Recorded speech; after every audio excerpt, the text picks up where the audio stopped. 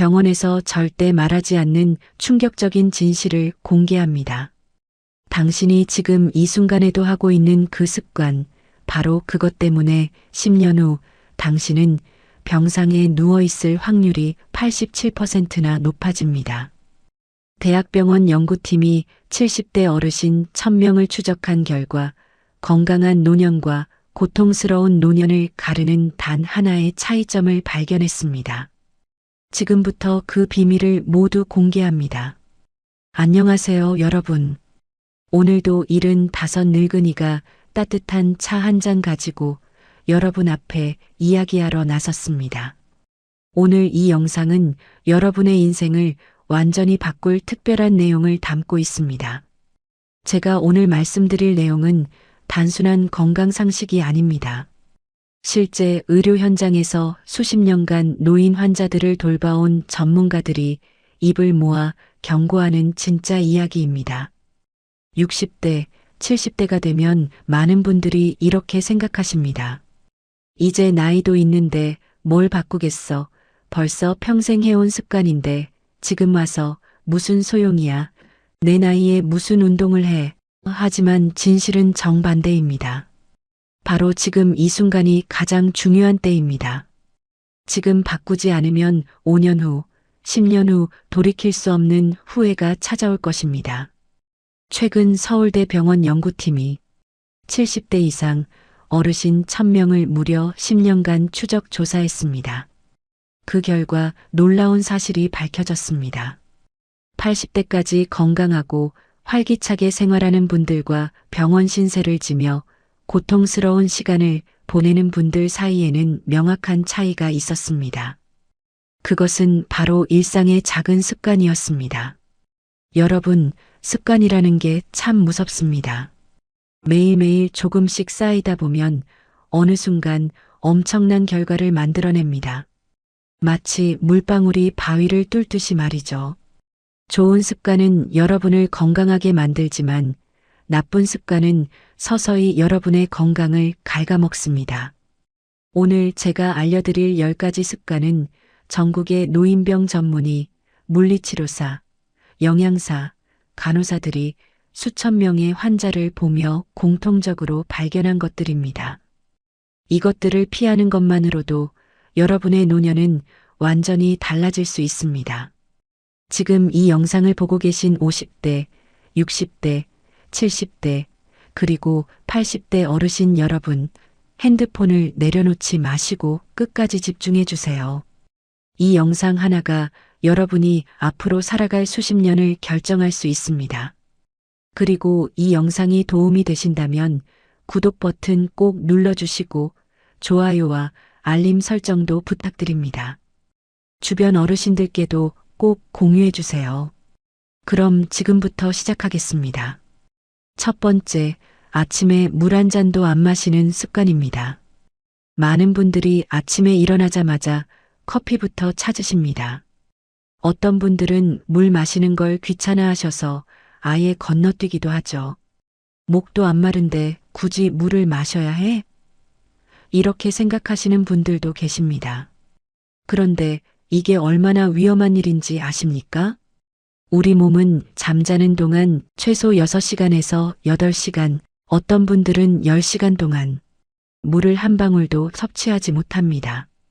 그 시간 동안 우리 몸에서는 땀으로, 호흡으로, 그리고 세포 활동으로 계속해서 수분이 빠져나갑니다. 여름철에는 더욱 심합니다. 겨울철에도 난방 때문에 실내가 건조해서 마찬가지입니다.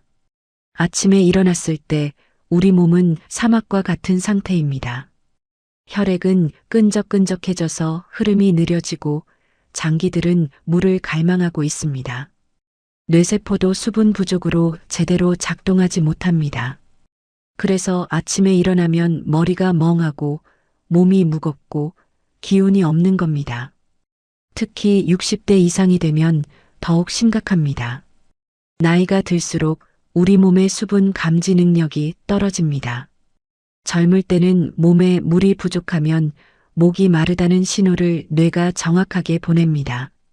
하지만 나이가 들면 이 신호 체계가 무뎌집니다. 목이 마르다는 신호 자체를 못 느끼는 경우가 많다는 겁니다. 그래서 실제로는 심각한 탈수 상태인데도 본인은 전혀 모르고 지내시는 분들이 정말 많습니다. 한 내과 전문의는 이렇게 말했습니다. 아침 물 한 잔의 힘은 어떤 보약보다 강력합니다. 제가 진료실에서 환자분들께 가장 먼저 권하는 게 바로 아침 물 한 잔입니다. 아침에 마시는 물 한 잔은 혈액순환을 도와주고 장 운동을 활발하게 만들고 신진대사를 깨웁니다. 뇌에 산소와 영양분이 전달되면서 하루를 시작하는 활력이 생깁니다. 실제로 아침 물 마시기를 습관화한 72세 박순덕 할머니의 사례를 보면 놀랍습니다. 이분은 평생 변비로 고생하셨습니다. 약국에서 변비약을 사 먹어도 일시적일 뿐이었습니다. 그런데 의사 선생님의 권유로 아침마다 미지근한 물 한 잔을 마시기 시작했습니다. 처음 일주일은 별 변화가 없었습니다. 그런데 2주가 지나자 장 운동이 활발해지기 시작했습니다. 한 달 후에는 변비약 없이도 매일 아침 화장실을 갈 수 있게 되었습니다. 3개월이 지나자 혈압도 안정되고 피부 상태까지 좋아졌다고 합니다. 주변 사람들이 요즘 얼굴에 생기가 도네요 하고 말할 정도였습니다. 이렇게 간단한 습관 하나가 이렇게 큰 차이를 만듭니다. 단지 물 한 잔이지만 그 효과는 상상 이상입니다. 혈액이 맑아지면 심장도 편해집니다. 뇌로 가는 혈류량이 늘어나면 치매 예방에도 도움이 됩니다. 장이 깨어나면 하루 종일 소화가 편해집니다. 그런데 여기서 주의할 점이 있습니다. 찬물은 절대 안 됩니다. 특히 겨울철에 찬물을 마시면 혈관이 급격히 수축하면서 심장에 무리가 갑니다. 혈압이 갑자기 올라갈 수 있고 심하면 협심증이나 심근경색을 유발할 수도 있습니다. 미지근한 물이나 따뜻한 물이 가장 좋습니다. 온도는 체온과 비슷한 36도에서 40도 정도가 적당합니다. 양도 중요합니다. 한 컵, 대략 200ml 정도면 충분합니다. 너무 많이 마실 필요도 없고 너무 적게 마셔도 효과가 없습니다. 천천히 조금씩 마시는 게 좋습니다. 한 번에 벌컥벌컥 들이키지 마시고 입안에서 음미하듯이 조금씩 넘기세요. 두 번째, 아침 식사를 거르는 습관입니다. 나이 들면 소화도 안 되고 입맛도 없어서 아침은 그냥 건너뛰고 점심만 먹어요. 아침에 일어나면 속이 더부룩해서 먹기가 싫어요. 혼자 사는데 아침까지 차려 먹기 귀찮아요. 이런 말씀하시는 분들 정말 많으시죠?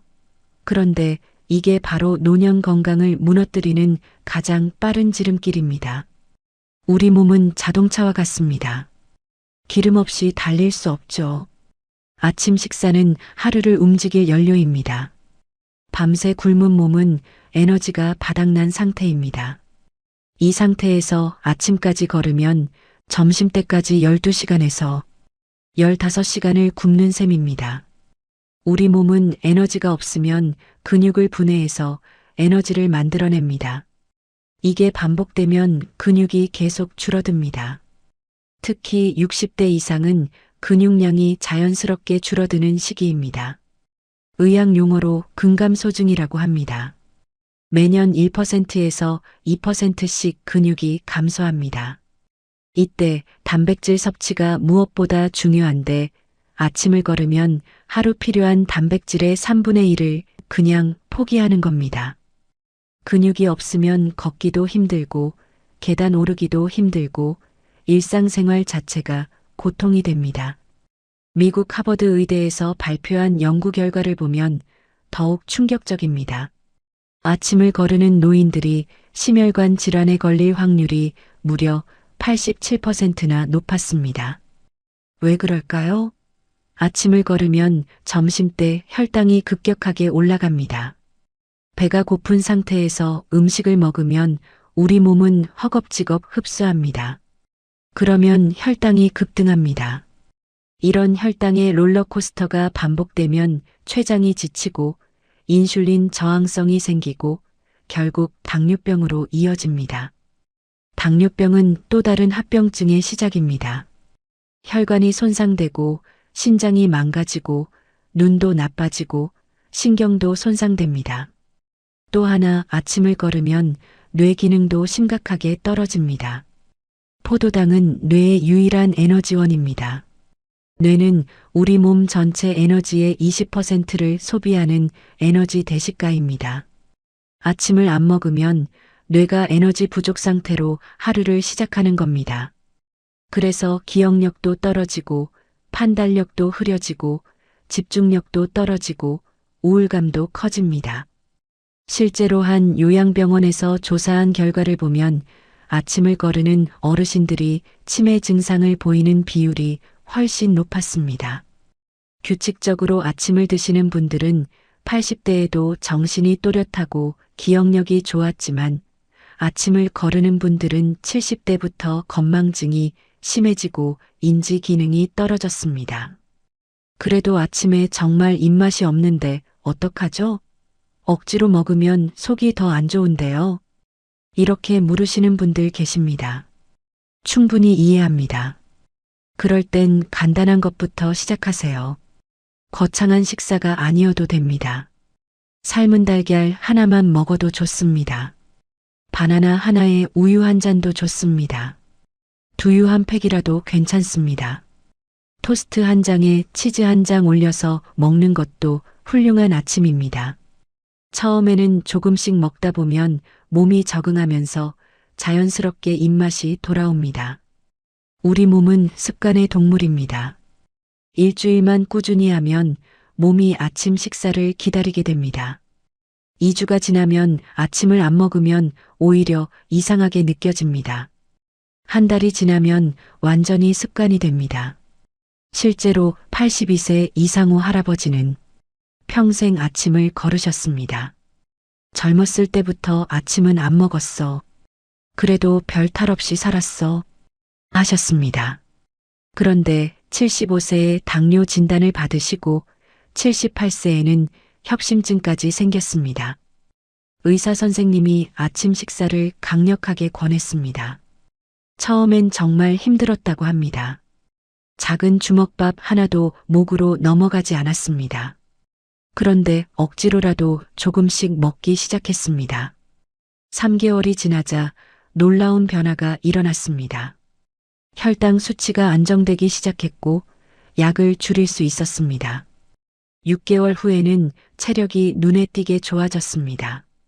계단 오르기가 힘들었는데 이제는 가볍게 오르내리십니다. 지금은 매일 아침 6시 30분이 되면 자연스럽게 식탁에 앉으신다고 합니다. 아침 식사는 선택이 아니라 필수입니다. 건강한 노년을 원한다면 오늘부터 당장 시작하세요. 세 번째, 약만 믿고 운동은 안 하는 습관입니다. 병원에 가면 혈압약, 당뇨약, 콜레스테롤약, 혈액순환제, 소화제 등등 약봉지를 한가득 받아오십니다. 그리고 이렇게 생각하시죠. 약 먹으면 되니까 괜찮아. 굳이 힘들게 운동할 필요 없지. 나이도 있는데 무리하면 오히려 다치기만 해. 이건 정말 위험한 착각입니다. 약은 증상을 관리하는 도구일 뿐입니다. 근본적인 건강을 만드는 건 오직 운동입니다. 약은 혈압을 낮춰주지만 혈관을 튼튼하게 만들지는 못합니다. 약은 혈당을 조절하지만 근육을 만들지는 못합니다. 약은 통증을 줄여주지만 관절을 강화하지는 못합니다. 미국 존스 홉킨스 의대 연구팀이 70대 노인들을 두 그룹으로 나눠서 5년간 실험했습니다. 한 그룹은 약만 먹고 운동은 전혀 하지 않았습니다. 다른 그룹은 약을 먹으면서 주 3회 30분씩 가벼운 운동을 했습니다. 5년 후 결과는 충격적이었습니다. 운동한 그룹은 약의 용량을 줄일 수 있었고 어떤 분들은 아예 약을 끊을 수 있었습니다. 건강 지표들이 모두 개선되었습니다. 하지만 약만 먹은 그룹은 약의 종류와 용량이 계속 늘어났고 새로운 합병증도 생겼습니다. 운동이라고 하면 많은 분들이 헬스장 가서 무거운 기구 들고 땀 뻘뻘 흘리는 걸 생각하시는데 전혀 그렇지 않습니다. 집 앞 공원 한 바퀴 걷기, 이것만으로도 충분합니다. 아파트 단지 내 산책로 걷기, 동네 한 바퀴 돌기, 이런 것들이 다 훌륭한 운동입니다. 중요한 건 매일 몸을 움직이는 겁니다. 특히 근력 운동이 정말 중요합니다. 나이가 들면 근육이 빠지는 속도가 빨라집니다. 40대부터 매년 1%씩 근육이 감소하고 60대가 넘으면 더 빨라집니다. 근육이 없으면 어떻게 될까요? 첫째, 당을 소비할 곳이 없어서 혈당이 올라갑니다. 근육은 우리 몸에서 가장 많은 포도당을 소비하는 조직입니다. 근육이 줄면 먹은 음식이 고스란히 혈당으로 남습니다. 둘째, 넘어졌을 때 뼈가 쉽게 부러집니다.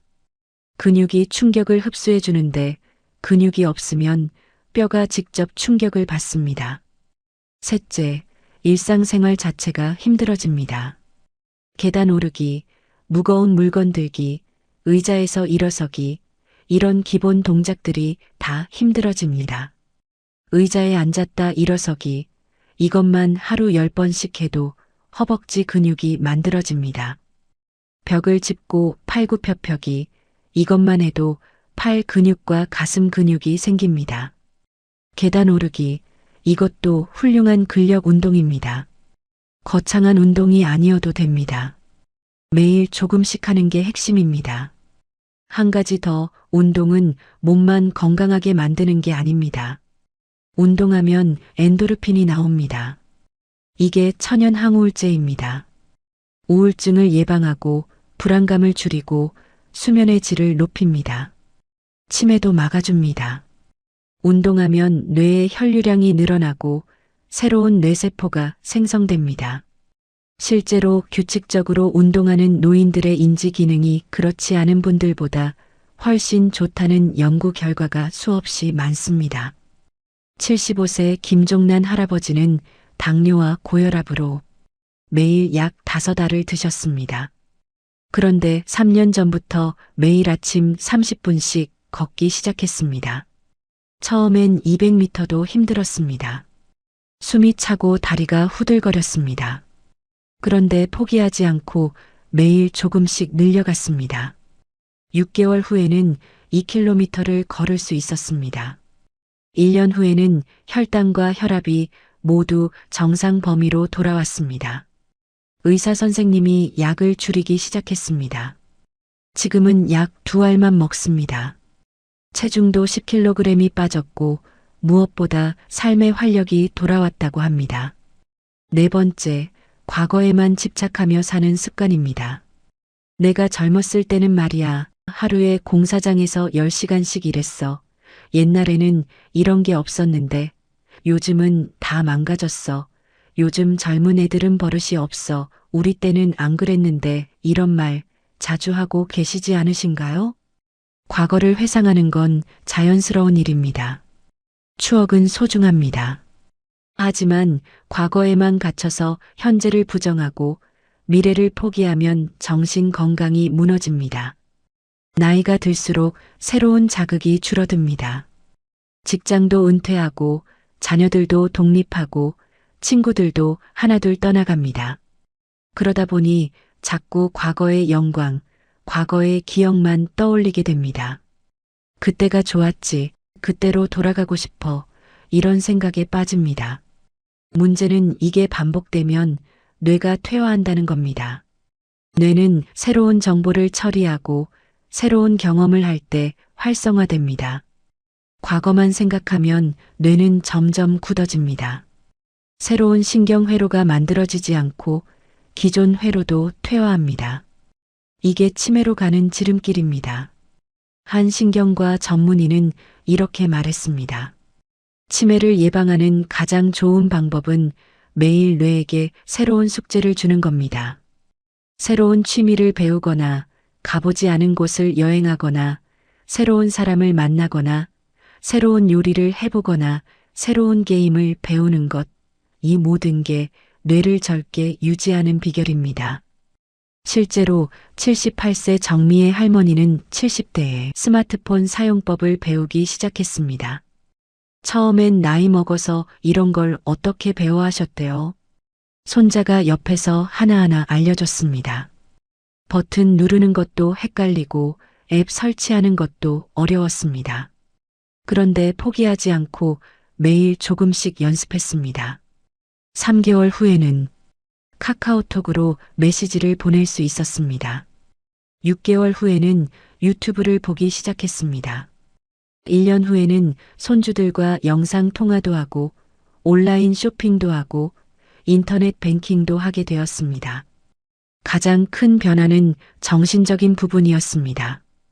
기억력이 좋아졌고 우울감이 사라졌고 삶에 대한 의욕이 생겼습니다.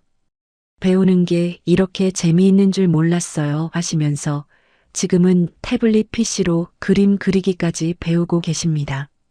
과거는 소중한 추억이지만 그곳에 머물러서는 안 됩니다. 오늘도 내일도 여러분의 인생은 계속됩니다. 새로운 하루하루를 즐기는 사람이 진짜 똑똑한 사람입니다. 나이는 숫자에 불과합니다. 마음이 젊으면 몸도 따라옵니다. 5번째, 사람들과의 만남을 끊는 습관입니다. 은퇴하고 자녀들 독립하고 나면 점점 집에만 계시는 분들이 많습니다. 귀찮아. 나갈 데도 없고 친구들도 다 바쁘고 날씨가 너무 덥거나 추워 몸도 불편한데 굳이 나가야 해? 이런 이유로 사람 만나는 걸 점점 줄이십니다. 그런데 이게 정말 무서운 습관입니다.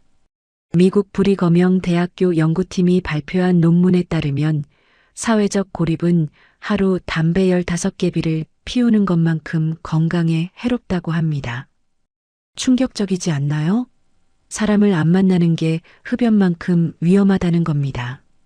사람을 안 만나면 말할 일이 없어집니다. 말을 안 하면 뇌의 언어 영역이 퇴화합니다. 감정을 나눌 사람이 없으면 우울증이 찾아옵니다.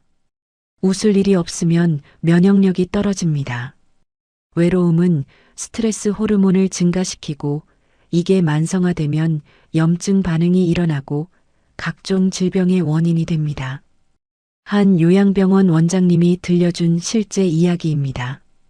건강 상태가 비슷한 두 분의 어르신이 계셨습니다. 나이도 같고 질병도 비슷했습니다.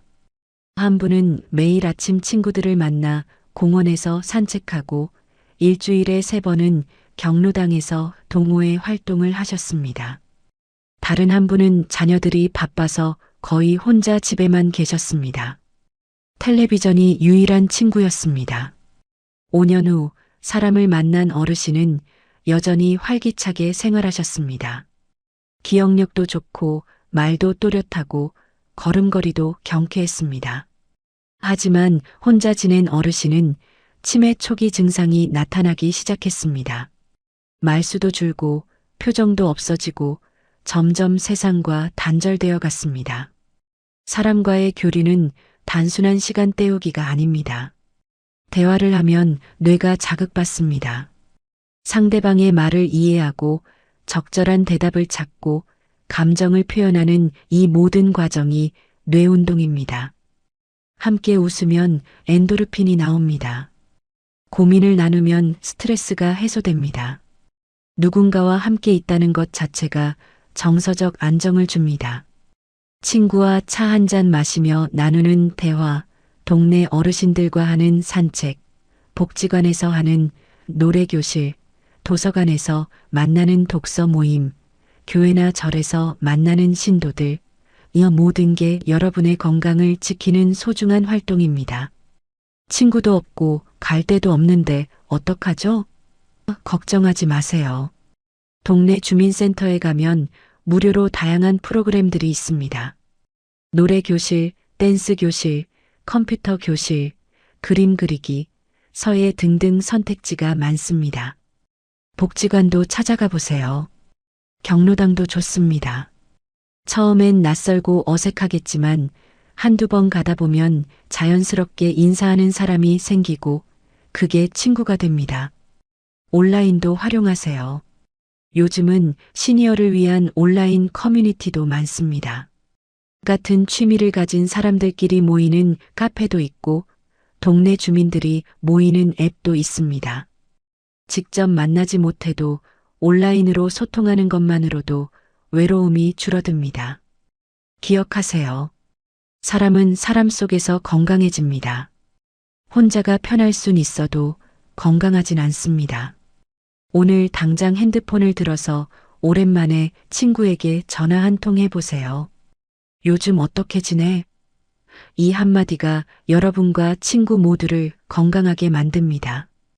여기까지 5가지를 말씀드렸는데요. 혹시 해당되는 게 있으신가요? 괜찮습니다. 지금 알았으니 지금부터 바꾸면 됩니다. 이 영상이 도움이 되신다면 구독 버튼 꼭 눌러주시고 좋아요와 알림 설정도 부탁드립니다. 그리고 주변 어르신들, 부모님께도 꼭 공유해 주세요.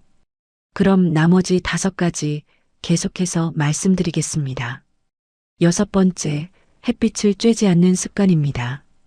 밖에 나가면 덥고 춥고 미세먼지도 있고 귀찮아서 그냥 집에 있어요. 많은 어르신들이 하루 종일 실내에만 계십니다. 커튼 쳐진 방에서 텔레비전만 보고 계시는 분들도 많습니다. 어떤 분들은 일주일 내내 밖에 한 번도 안 나가십니다. 햇빛은 그저 밝기를 주는 게 아닙니다. 우리 몸에 꼭 필요한 비타민 D를 만드는 유일한 자연적 방법입니다.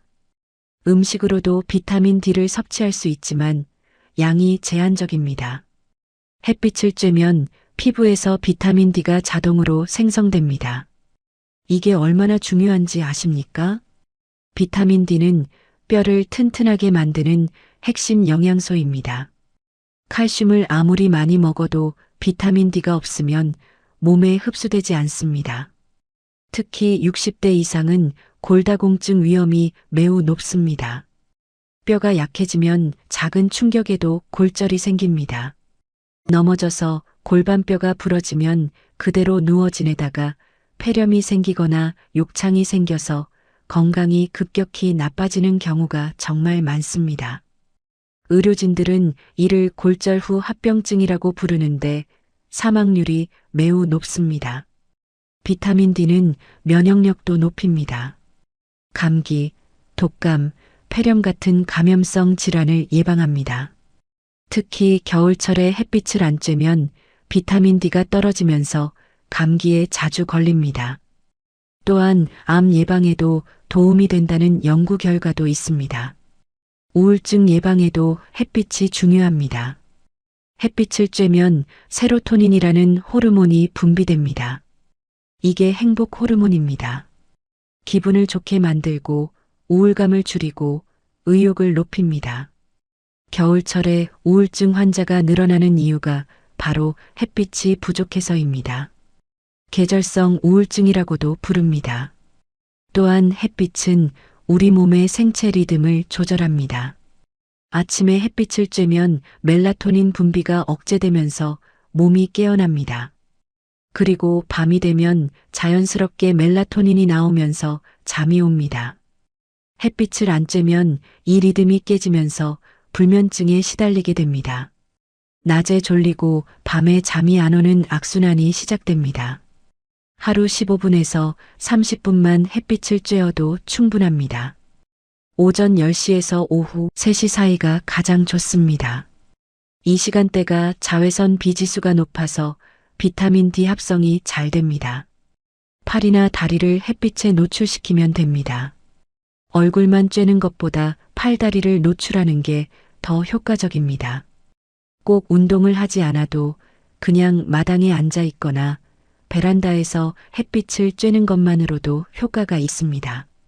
한 가지 주의할 점은 한여름 한낮에 뜨거운 햇빛은 피하셔야 합니다. 열사병 위험이 있고 자외선이 너무 강하면 피부에도 안 좋습니다. 선선한 아침이나 오후 시간을 활용하시면 좋습니다.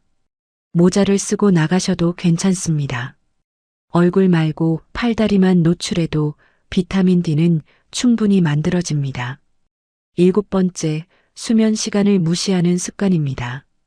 나이 들면 잠이 안 와.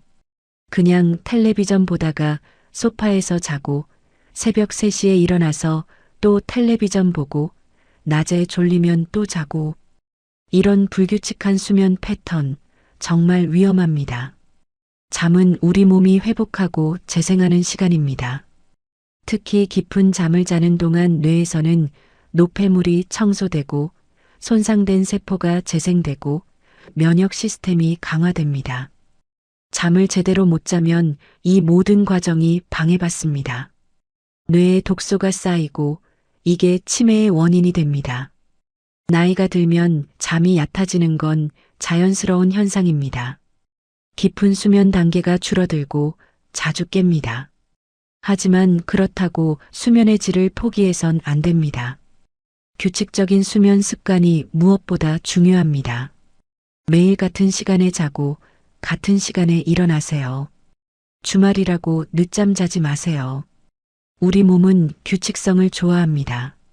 생체 시계가 규칙적으로 작동하면 자연스럽게 수면의 질도 좋아집니다. 처음엔 힘들어도 2주만 지나면 몸이 적응합니다. 낮잠은 30분을 넘기지 마세요. 너무 오래 자면 밤에 잠이 안 옵니다. 그리고 오후 3시 이후에는 낮잠을 자지 않는 게 좋습니다. 낮잠을 자더라도 침대가 아닌 소파나 의자에서 가볍게 눈을 붙이는 정도가 좋습니다. 잠들기 전 루틴도 중요합니다. 매일 같은 시간에 같은 행동을 반복하면 몸이 수면 모드로 들어갑니다.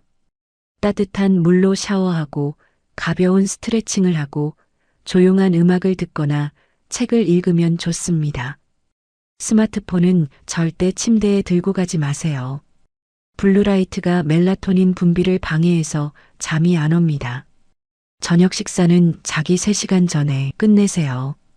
배가 부른 상태에서 누우면 소화가 안 되고 역류성 식도염이 생길 수 있습니다. 카페인 음료도 오후 2시 이후에는 피하세요. 커피, 녹차, 홍차 모두 카페인이 들어 있습니다. 침실 환경도 중요합니다. 어둡고 시원하고 조용한 환경이 좋습니다. 불을 켜놓고 자는 분들 계신데 완전히 어두워야 깊은 잠을 잘 수 있습니다. 작은 수면등도 수면을 방해합니다. 암막 커튼을 사용하세요.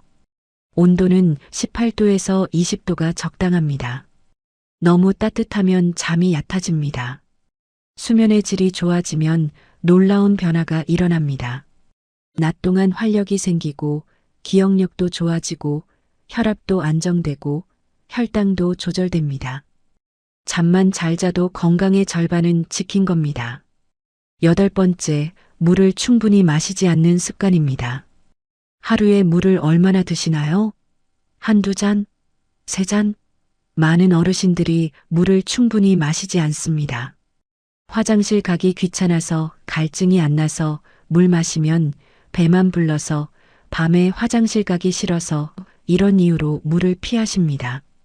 나이가 들면 갈증을 잘 못 느낍니다. 젊을 때는 몸에 물이 부족하면 목이 마르다는 신호가 명확하게 옵니다. 하지만 60대가 넘으면 이 신호 체계가 둔해집니다. 몸은 물이 필요한데 뇌가 신호를 못 보내는 겁니다. 그래서 본인은 괜찮다고 생각하는데 사실은 만성 탈수 상태인 경우가 많습니다. 물이 부족하면 어떻게 될까요? 첫째, 혈액이 끈적해집니다. 혈액의 70%는 물입니다. 물이 부족하면 혈액 농도가 진해지면서 흐름이 느려집니다. 혈전이 생길 위험이 커집니다. 뇌졸중이나 심근경색의 원인이 됩니다. 특히 아침에 일어났을 때가 가장 위험합니다. 밤새 수분 섭취가 없었기 때문에 혈액이 가장 끈적한 상태입니다. 둘째, 신장 기능이 떨어집니다. 신장은 혈액을 걸러서 노폐물을 배출하는 기관입니다. 물이 부족하면 신장에 부담이 갑니다. 만성 신부전으로 이어질 수 있습니다. 셋째, 변비가 생깁니다. 대장에서 수분이 부족하면 변이 딱딱해집니다. 노인들이 변비로 고생하는 가장 큰 이유가 수분 부족입니다. 넷째, 피부가 건조해집니다. 피부는 우리 몸에서 가장 먼저 수분 부족 신호를 보냅니다. 가려움증이 생기고 각질이 생기고 상처도 잘 아물지 않습니다. 다섯째, 두통과 어지러움증이 생깁니다. 뇌도 수분이 필요합니다. 물이 부족하면 뇌로 가는 혈류량이 줄어들면서 두통이 생깁니다. 심하면 어지러워서 넘어질 수도 있습니다. 하루에 최소 6잔에서 8잔은 마셔야 합니다. 한 잔은 200ml 정도입니다. 물을 한 번에 많이 마시는 게 아니라 조금씩 자주 마시는 게 좋습니다. 아침에 일어나서 한 잔, 식사 전후로 한 잔씩, 간식 시간에 한 잔, 운동 전후로 한 잔, 잠들기 전에 반 잔, 이렇게 나눠 마시면 부담 없습니다. 화장실 가는 게 걱정되신다면 외출 전에는 조금 적게 마시고 집에 있을 때 충분히 마시면 됩니다. 밤에 화장실 가기 싫으시면 저녁 8시 이후로는 물을 적게 마시세요. 대신 낮에 충분히 마시면 됩니다. 커피나 녹차도 좋지만 카페인이 들어있어서 이뇨작용을 합니다.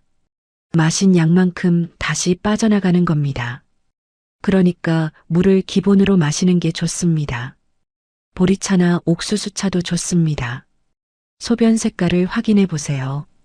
이게 가장 정확한 수분 상태 지표입니다. 진한 노란색이면 물이 부족하다는 신호입니다. 연한 노란색이나 거의 투명하면 수분이 충분한 겁니다.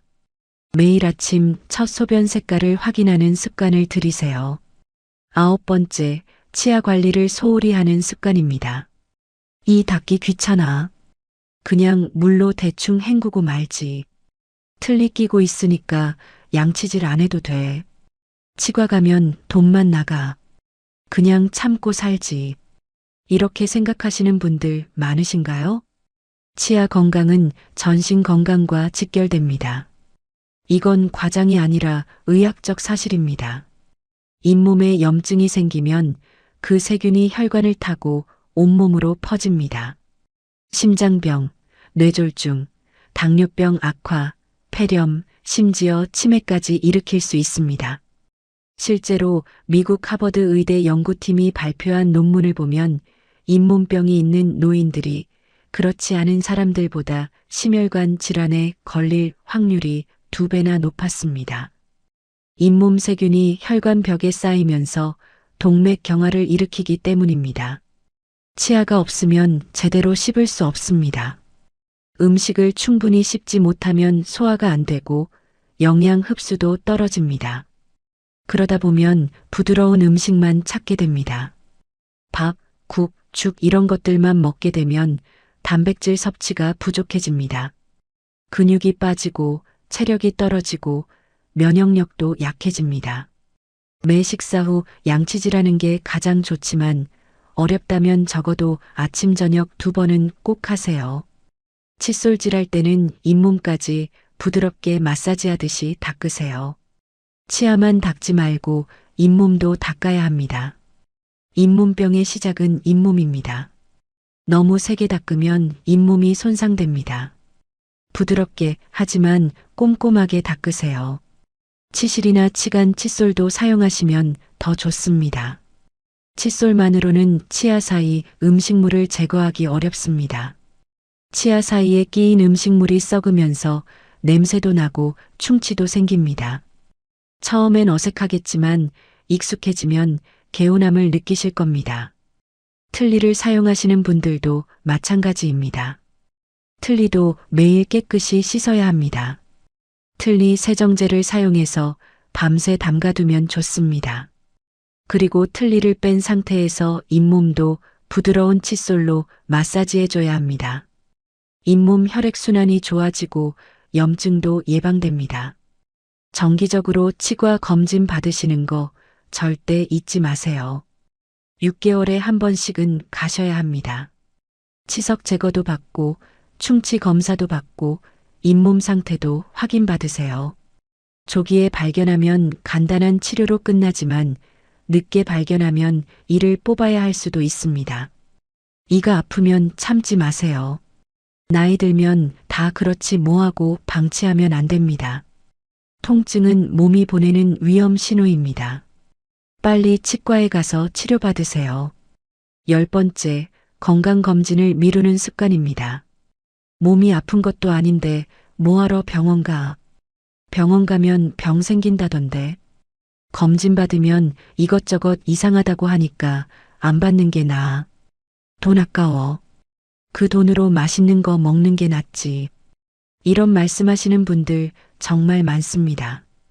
건강검진 통지서가 와도 서랍에 넣어두고 미루고 미루다가 결국 안 가시는 분들이 많습니다. 이게 가장 위험한 습관입니다. 대부분의 심각한 질병은 초기에는 증상이 없습니다. 특히 암, 당뇨, 고혈압, 고지혈증 같은 만성 질환들은 상당히 진행될 때까지 아무런 신호를 보내지 않습니다. 침묵의 살인자라고 부르는 이유가 그것입니다. 통증이 느껴지고 증상이 나타났을 때는 이미 많이 진행된 상태인 경우가 많습니다. 조기 발견이 왜 중요할까요? 초기에 발견하면 치료가 쉽습니다. 완치 가능성도 높습니다. 치료 기간도 짧습니다. 치료비도 적게 듭니다. 무엇보다 고통이 적습니다. 하지만 늦게 발견하면 모든 게 반대입니다. 치료가 어렵고 완치가 힘들고 시간이 오래 걸리고 비용도 많이 들고 고통스럽습니다. 실제 사례를 하나 더 말씀드리겠습니다. 68세 최모 할아버지와 70세 강모 할아버지 두 분 다 비슷한 생활을 하셨습니다. 최 할아버지는 매년 꼬박꼬박 건강검진을 받으셨습니다. 2년 전 검진에서 대장 용종이 발견되었습니다. 다행히 초기였고 내시경으로 제거했습니다. 간단한 시술이었고 입원도 필요 없었습니다. 지금은 건강하게 잘 지내십니다. 반면 강 할아버지는 10년 넘게 검진을 안 받으셨습니다. 별 탈 없는데 뭐하러 가 하셨습니다. 그런데 작년에 갑자기 혈변이 나오기 시작했습니다. 병원에 가보니 대장암 말기였습니다. 이미 다른 장기로 전이된 상태였습니다. 수술도 힘들고 항암 치료도 견디기 어려웠습니다. 결국 1년도 안 되어 돌아가셨습니다. 만약 정기 검진을 받았더라면 용종 단계에서 발견했을 겁니다. 간단히 제거하고 지금도 건강하게 살 수 있었을 겁니다. 국가에서 제공하는 무료 건강검진 꼭 받으세요. 2년에 한 번씩 오는 통지서 절대 무시하지 마세요. 일반 건강검진에는 혈압, 혈당, 콜레스테롤, 간 기능, 신장 기능 등 기본 검사가 포함됩니다. 암 검진도 무료입니다. 위암, 대장암, 유방암, 자궁경 부암 검진이 나이와 성별에 따라 제공됩니다. 나이가 있으시면 1년에 한 번은 종합검진 받는 것도 고려해 보세요. 비용이 부담되시면 건강보험공단 검진만이라도 꼭 받으세요. 무료인데 안 받는 건 정말 아깝습니다. 검진 결과가 나쁘게 나올까봐 두렵다고요? 그 마음 충분히 이해합니다. 하지만 모르고 지나가는 게 훨씬 더 무섭습니다. 알아야 대처할 수 있습니다. 조기 발견이 생명을 구합니다. 검진 결과가 좋지 않아도 초기에 발견하면 고칠 수 있습니다. 하지만 모르고 지내다가 증상이 나타나면 이미 늦은 경우가 많습니다. 여기까지 똑똑한 60대가 절대 하지 않는 10가지 습관에 대해 상세히 말씀드렸습니다. 다시 한번 정리해 드리겠습니다. 첫째, 아침에 물 한 잔 마시지 않는 것. 미지근한 물 한 잔으로 하루를 시작하세요. 혈액순환이 좋아지고 장이 깨어납니다. 둘째, 아침 식사를 거르는 것. 간단하게라도 아침을 드세요. 근육을 지키고 혈당을 안정시킵니다. 셋째, 약만 믿고 운동은 안 하는 것. 매일 30분씩 걷기만 해도 건강이 달라집니다. 넷째, 과거에만 집착하며 사는 것. 새로운 것을 배우고 도전하세요. 뇌가 젊어집니다. 다섯째, 사람들과의 만남을 끊는 것. 적극적으로 사람을 만나세요. 외로움은 질병입니다. 여섯째, 햇빛을 쬐지 않는 것. 하루 20분 햇빛으로 비타민 D를 만드세요. 일곱째, 수면 시간을 무시하는 것. 규칙적인 수면 습관이 건강의 기본입니다. 여덟째, 물을 충분히 마시지 않는 것. 하루 6잔 이상 조금씩 자주 마시세요. 아홉째, 치아 관리를 소홀히 하는 것. 하루 2번 양치질과 전기치과 검진을 지키세요. 10번째, 건강검진을 미루는 것. 2년에 1번 무료 검진 반드시 받으세요. 이 중에 해당되는 게 몇 개나 되시나요? 한두 개라면 다행입니다. 3개 이상이라면 지금 당장 바꾸셔야 합니다. 5개 이상이라면 심각한 경고 신호입니다. 7개 이상이라면 10년 후 여러분의 건강이 매우 걱정됩니다. 하지만 절망하지 마세요. 지금 알았으니까요. 지금부터라도 하나씩 고쳐나가면 됩니다. 모든 걸 한꺼번에 바꾸려고 하지 마세요. 그럼 부담스러워서 결국 아무것도 못합니다. 욕심내지 마시고 하나씩 천천히 꾸준히 바꿔나가세요.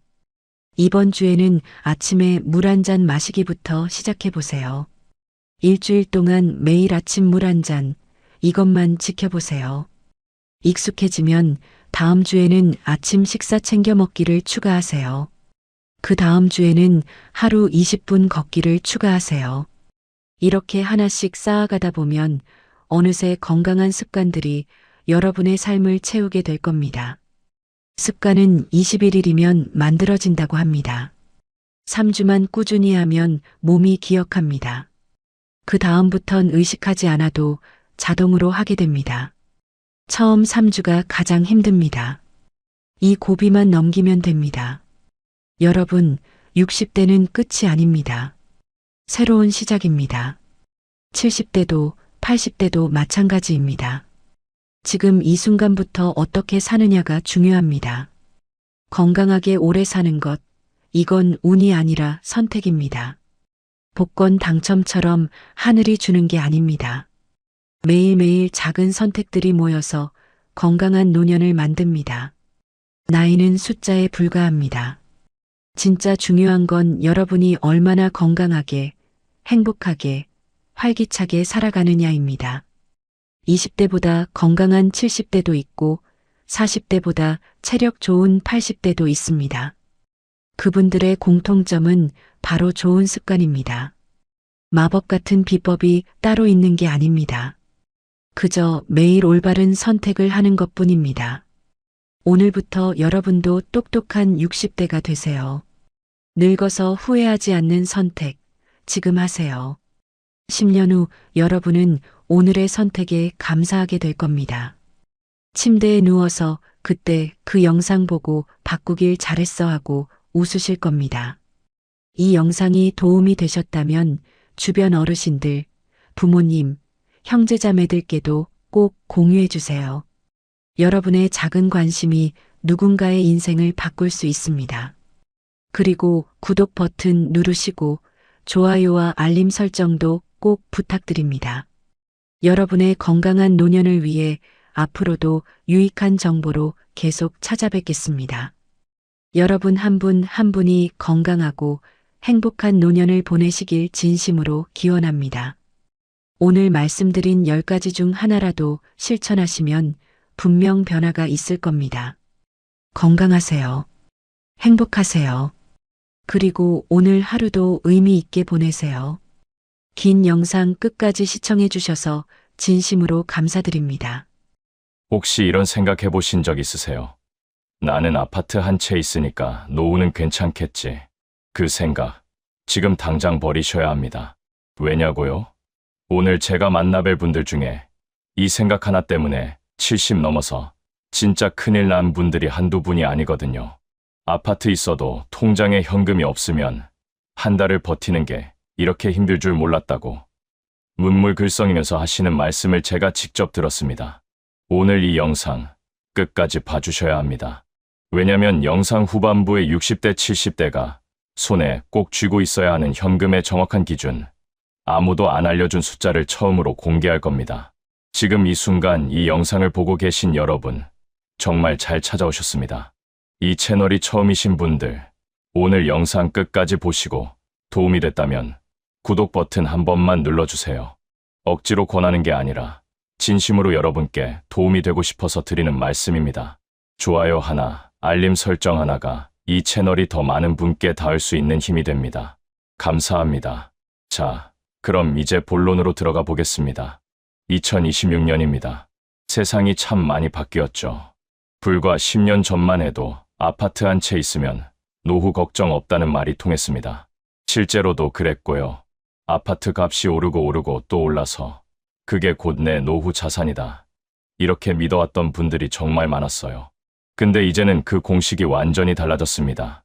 2026년 지금 아파트를 가지고 있다는 것 자체가 오히려 노후의 발목을 잡는 경우가 생기기 시작했거든요. 왜 그런지 제가 차근차근 얘기해 드릴게요. 요즘 뉴스 보시면 아시겠지만 전국 아파트 거래량이 바닥을 치고 있습니다. 서울 일부 지역 빼고는 팔고 싶어도 잘 안 팔리는 상황이 계속되고 있어요.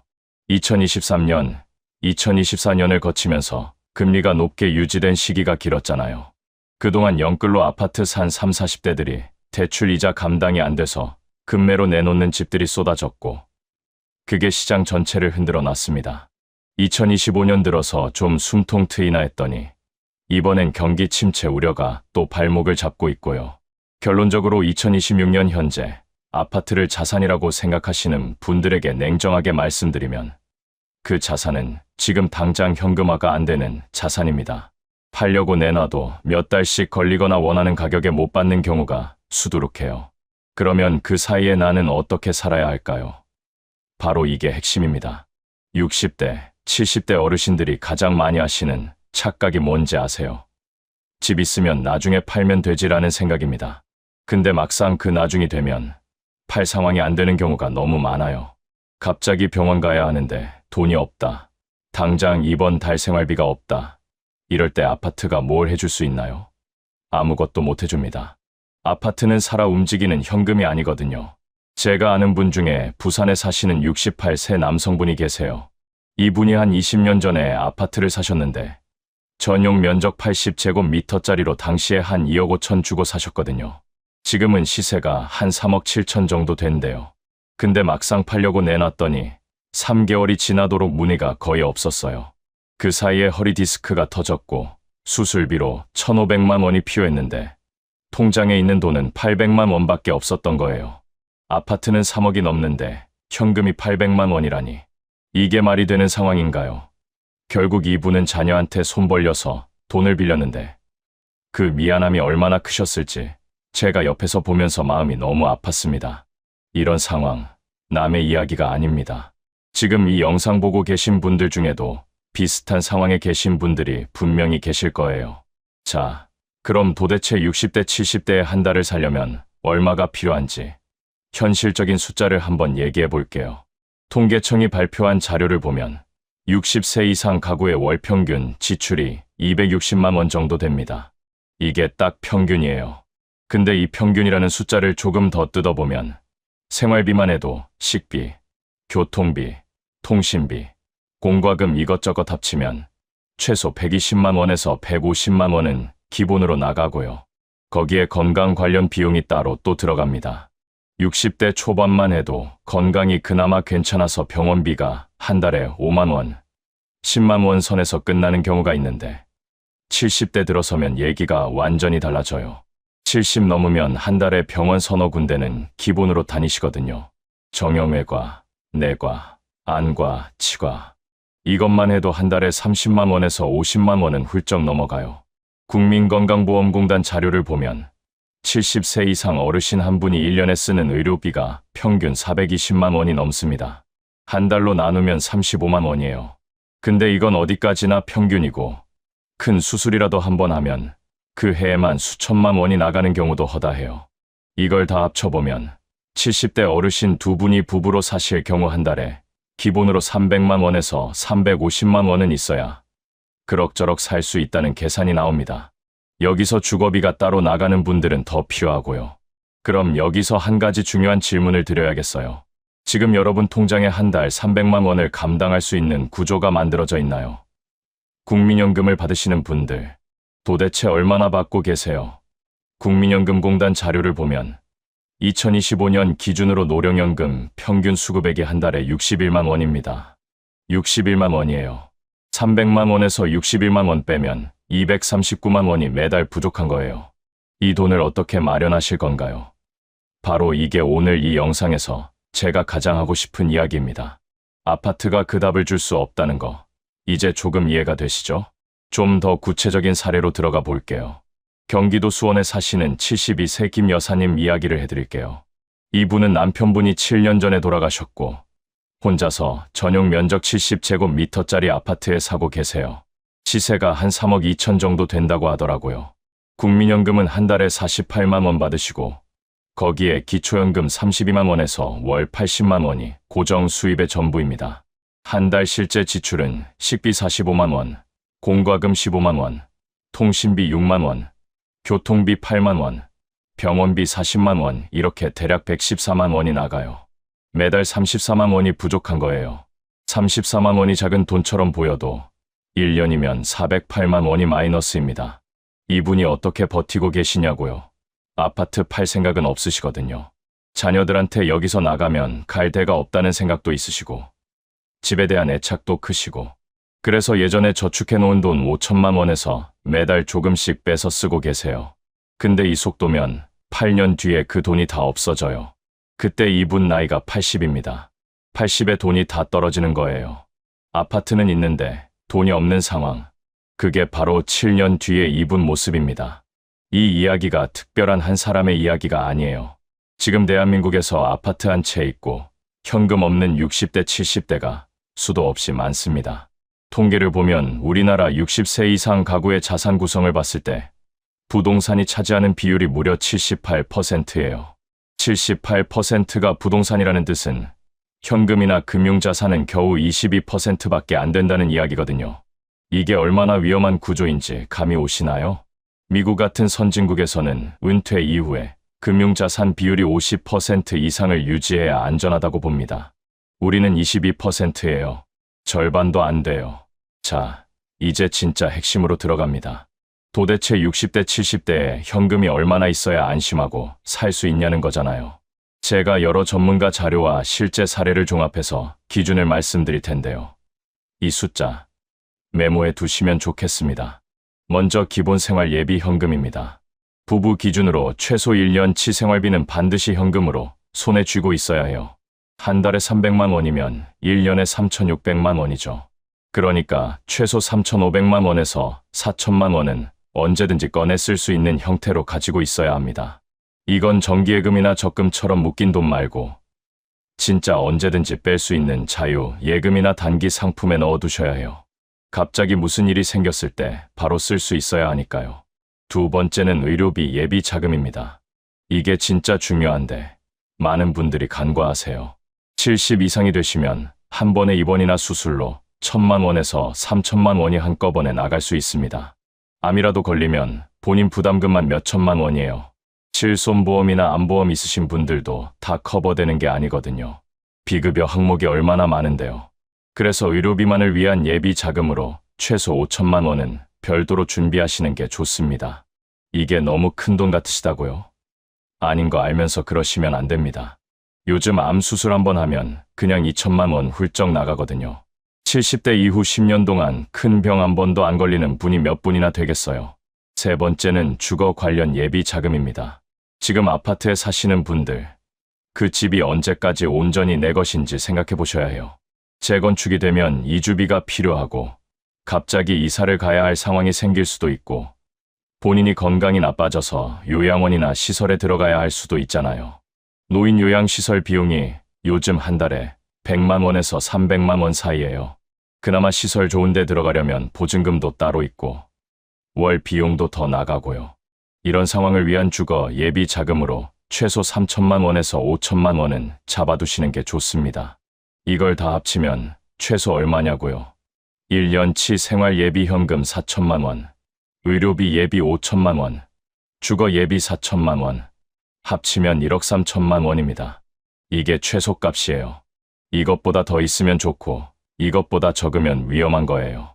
1억 3천만 원을 어떻게 준비하냐고 하실 것 같은데 잠깐만요. 이게 당장 현금으로 통장에 있어야 한다는 게 아니에요.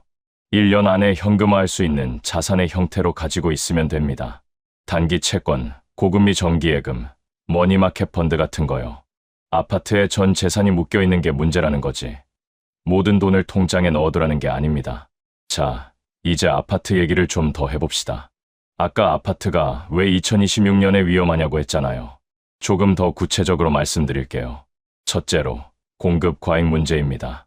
2023년부터 2025년까지 허가가 났던 아파트들이 2026년, 2027년에 쏟아져 나옵니다. 입주 물량이 폭발하는 거예요. 공급이 많아지면 어떻게 되죠? 집값 방어가 힘들어지는 거잖아요. 특히 지방은 더 심각합니다. 대구, 부산, 광주 이런 지방 광역시들도 미분양이 쌓이고 있는 상황이고 소도시 아파트들은 이미 팔리지도 않는 물건들이 수두룩해요. 둘째로, 인구 구조 문제입니다. 이게 정말 무서운 거예요. 대한민국 출산율이 2023년에 0.7 됐습니다. 0.7이에요. 전 세계에서 꼴찌예요. 이게 무슨 뜻이냐면 20년 후에 집을 살 사람이 지금보다 훨씬 줄어든다는 거예요. 집 살 사람이 없으면 집값이 어떻게 되겠어요? 지금이야 베이비붐 세대가 여전히 자산 시장에 존재하고 있으니까 버티고 있는 거지. 앞으로 이 세대가 아파트를 내놓기 시작하면 그 물량을 받아줄 젊은 세대가 턱없이 부족합니다. 셋째로, 금리 문제입니다. 2026년 현재 금리가 예전보다는 좀 내려왔지만 여전히 전 세계적으로 고금리 기조가 완전히 풀리지 않은 상황이에요. 금리가 높다는 것은 대출받아서 집 사기가 부담스럽다는 뜻이고 그 말은 집을 사줄 사람이 줄어든다는 이야기입니다. 이 세 가지를 다 합쳐서 생각해 봤을 때 지금 아파트를 들고 있는 것이 과연 최선의 선택인가를 한번 냉정하게 생각해 보셔야 할 시점이라는 거예요. 그렇다고 제가 무조건 아파트 팔라는 말은 아닙니다. 오해하시면 안 돼요. 모든 사람이 다 팔아야 하는 게 아니거든요. 어떤 분은 들고 있는 게 맞고 어떤 분은 지금 파는 게 맞아요. 그 기준이 무엇이냐 하면 바로 현금 보유 상황입니다. 지금 아파트 하나 있고 앞서 말씀드린 1억 3천만 원 이상의 현금성 자산이 별도로 있으신 분이라면 아파트를 굳이 지금 파실 필요는 없어요. 그냥 들고 계셔도 됩니다. 근데 아파트만 있고 현금이 5천만 원도 안 되는 분들, 이분들은 지금 정말 심각하게 고민하셔야 해요. 자녀한테 물려줄 거라고 생각하시는 분들도 다시 한번 생각해 보세요. 자녀가 아파트를 받아서 기뻐할 것 같으세요? 요즘 자녀들, 부모님한테서 부동산 받으면 취득세, 상속세, 양도세 걱정이 먼저예요. 그냥 현금이 낫다는 분들이 더 많아요. 실제로 젊은 세대들 인터뷰해보면 부모님이 아파트 물려주겠다는 말보다 현금 2천만 원 살아계실 때 주시는 게 훨씬 낫다는 반응이 훨씬 많습니다. 이제 실제로 아파트를 파신 분들 이야기를 해드릴게요. 제가 아는 서울 강북 지역에 사시던 65세 이 선생님 이야기입니다. 이분이 2024년 초에 아파트를 파셨어요. 시세가 4억 2천 정도 됐는데 이것저것 정리하고 나니까 손에 3억 8천이 들어왔어요. 그 돈으로 경기도 남양주의 작은 빌라 전세로 들어가셨는데 전세가 1억 2천이었어요. 그러면 남은 돈이 2억 6천이잖아요. 이걸 어떻게 하셨냐면 1억은 5년짜리 정기예금에 넣으셨고 5천은 단기 채권에 5천은 배당주 분산 투자하셨고 나머지 6천은 당장 쓸 수 있는 통장에 넣어두셨어요. 이분 지금 어떻게 지내시냐고요? 이분 본인 말씀이 평생에서 지금이 제일 마음이 편하다고 하세요. 아파트 관리비, 재산세, 각종 고지서 걱정이 없어졌고 정기예금에서 나오는 이자만 해도 한 달에 150만 원 가까이 되거든요. 거기에 국민연금 80만 원 합치면 월 230만 원이에요. 혼자 사시는 이분한테 이 돈이면 넉넉하다고 하시더라고요. 전세 걱정도 없고 돈 걱정도 없고 사람이 환해지셨어요. 이 사례가 모두한테 맞는 건 아닙니다. 하지만 이 사례에서 우리가 배울 수 있는 게 있어요. 집에 묶여있던 돈을 현금 흐름을 만드는 구조로 바꾸면 삶이 달라진다는 거예요. 반대로 아파트 팔지 말고 버티신 분 이야기도 해드릴게요. 인천에 사시는 70세 박 선생님은 2023년에 주변에서 다들 팔라고 할 때도 안 파셨어요. 그분 판단이 뭐냐면 인천 그 동네 신도시 개발이 된다는 소식을 들으셨거든요.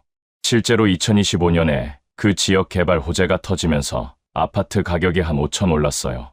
이분은 별도로 금융자산을 1억 가까이 가지고 계셨기 때문에 버틸 수 있었던 거예요. 현금이 있으니까 기다릴 수 있었던 거죠. 만약 현금이 없었다면 버티지 못하고 급하게 팔았을 겁니다. 이 두 사례의 공통점이 뭔지 보이시나요? 둘 다 현금 흐름과 현금 자산을 기준으로 결정을 내렸다는 거예요. 아파트가 있냐 없냐가 기준이 아니라 현금이 얼마나 있냐가 기준이었던 겁니다. 자, 그럼 이제 현금을 어떻게 관리해야 하느냐는 이야기를 해드릴게요. 이게 또 중요해요. 많은 분들이 현금하면 그냥 통장에 쌓아두는 게 최선이라고 생각하시는데 그러면 인플레이션 때문에 돈 가치가 떨어집니다. 2026년 현재 물가 상승률이 연 3% 안팎이에요. 이 말은 올해 300만 원으로 살 수 있는 것들을 내년에는 309만 원이 있어야 살 수 있다는 뜻이에요. 돈을 그냥 놔두면 매년 3%씩 가치가 깎이는 거죠. 그래서 현금을 어떻게 운용하느냐가 중요한데요. 여러분께 권해드리는 방식을 말씀드릴게요. 당장 6개월, 여기서 6개월은 6개월이죠.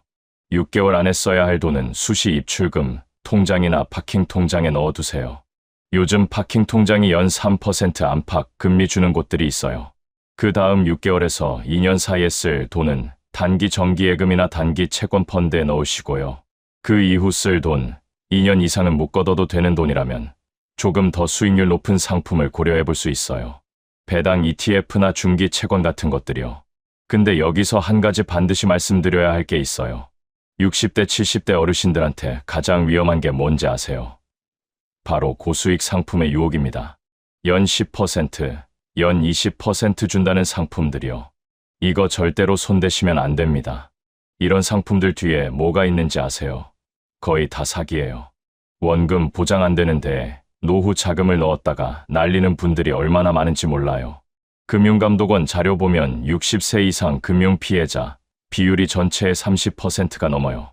돈이 필요하니까 수익률 높은 거 찾다가 그 위험에 빠지는 거예요. 제발 부탁드립니다. 노후 자금은 수익률 욕심 버리시고 안전하게 원금 지키는 게 최우선입니다. 조금 적게 벌어도 괜찮아요. 안 날리는 게 버는 것보다 훨씬 중요합니다.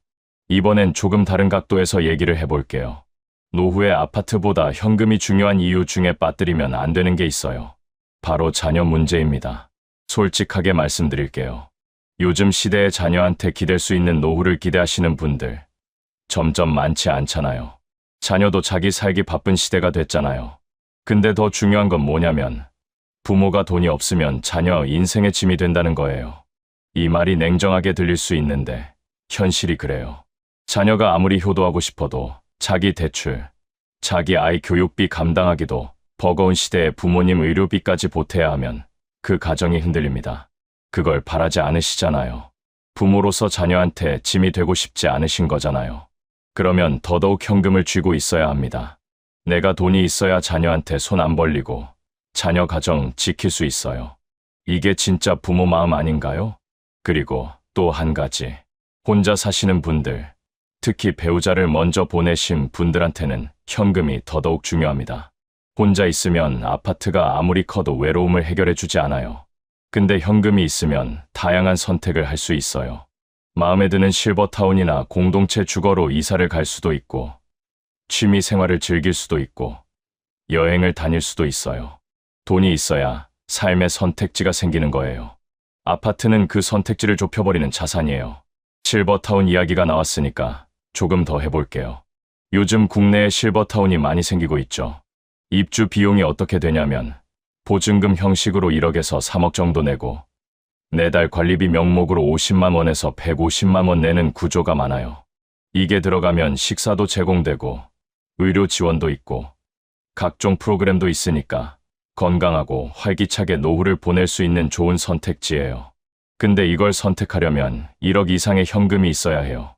아파트는 내 이름으로 있고 현금은 없으면 이 선택지도 못 쓰는 거예요. 자, 이제 정리를 해볼게요. 지금까지 제가 말씀드린 내용을 한번 흘려서 짚어볼게요. 2026년에 아파트만 가지고 있는 것이 왜 위험한가? 거래가 잘 안 되고, 인구가 줄고, 금리가 높고, 언제 팔릴지 모르는 자산이기 때문입니다. 그러면 현금이 얼마나 있어야 하냐? 부부 기준으로 최소 1억 3천만 원 이상의 현금성 자산이 별도로 있어야 안심할 수 있다고 말씀드렸어요. 그 돈을 어떻게 운영하냐? 쓸 시기에 따라서 단계를 나눠서 안전한 상품에 분산해서 넣어두셔야 하고, 절대 고수익 유혹에 빠지시면 안 됩니다. 그럼 아파트는 어떻게 해야 하냐? 현금이 충분히 있으신 분은 굳이 서두를 필요 없고, 현금이 부족하신 분은 지금 진지하게 매도를 고려해 보셔야 한다고 말씀드렸어요. 파신다면 어디서 사실 거냐? 월세나 전세로 들어가시면 보증금 제하고 남은 돈이 현금 자산이 되는 거고, 그걸 앞서 말씀드린 방식으로 운용하시면 오히려 아파트 있을 때보다 현금 흐름이 훨씬 좋아질 수 있습니다. 한 가지만 더 말씀드릴게요. 많은 분들이 집을 판다는 것에 감정적인 저항감을 느끼세요. 이건 충분히 이해해요.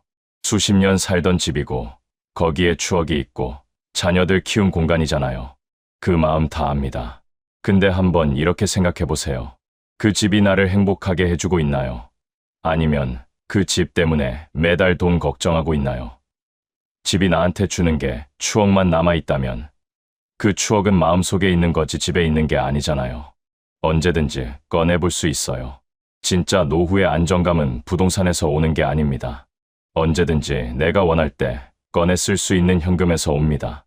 갑자기 아프더라도 돈 있으니까 괜찮아. 자녀가 힘들 때 내가 좀 보태줄 수 있어. 여행 가고 싶을 때 그래, 가자. 이런 삶을 살 수 있는 기반이 현금이에요. 오늘 영상을 보시는 분들 중에 많은 분들이 아마 마음속에 나는 어떡하지? 라는 생각이 드실 거예요. 그 고민 자체가 이미 좋은 시작입니다. 고민 안 하는 사람은 바꿀 수가 없어요. 지금 고민하시는 분들이 앞으로 달라질 수 있는 분들이에요. 제가 마지막으로 한 가지 실천할 수 있는 걸 알려드릴게요. 오늘 이 영상 다 보시고 나서 딱 하나만 해주세요. 지금 통장 열어보세요. 내가 현금성 자산이 총 얼마인지 확인해 보시는 겁니다. 정기예금 포함해서요. 그 숫자가 1억 3천만 원 이상이면 일단 괜찮은 거고, 그보다 훨씬 적다면 오늘부터 계획을 세우셔야 해요. 그 계획의 첫 번째가 무엇이 될지는 각자의 상황에 따라 다르겠지만 인식하는 것 자체가 시작이에요. 오늘 이야기 어떠셨나요? 혹시 뜨끔하셨나요? 그랬다면 오늘 영상 정말 잘 보신 겁니다. 아파트가 나쁜 게 아니에요. 집에 모든 걸 걸어두는 것이 위험한 거예요. 2026년 세상은 빠르게 바뀌고 있습니다. 그 변화 속에서 흔들리지 않으려면 손에 쥘 수 있는 현금이 있어야 합니다. 최소 1억 3천만 원. 이 숫자 오늘 꼭 기억해 주세요. 오늘 당장 통장 한번 열어보시는 것. 그것부터 시작하세요. 아주 작은 행동 하나가 노후를 바꿉니다. 저는 앞으로도 여러분 곁에서 아무도 알려주지 않는 진짜 노후 이야기를 계속 전해드리겠습니다. 다음 영상에서는 퇴직금과 연금을 어떻게 조합해야 가장 오래 버틸 수 있는지 그 실전 전략을 가지고 돌아올게요. 기대해 주세요. 오늘도 이 자리까지 함께 해주셔서 진심으로 감사드립니다. 건강하게, 여유롭게, 행복하게 지내세요.